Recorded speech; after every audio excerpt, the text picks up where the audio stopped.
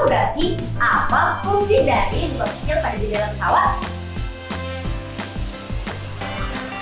Jadi, fungsi dari lubang kecil pada jendela pesawat adalah untuk mengatur tekanan udara pada pesawat, terutama pada bagian kabin.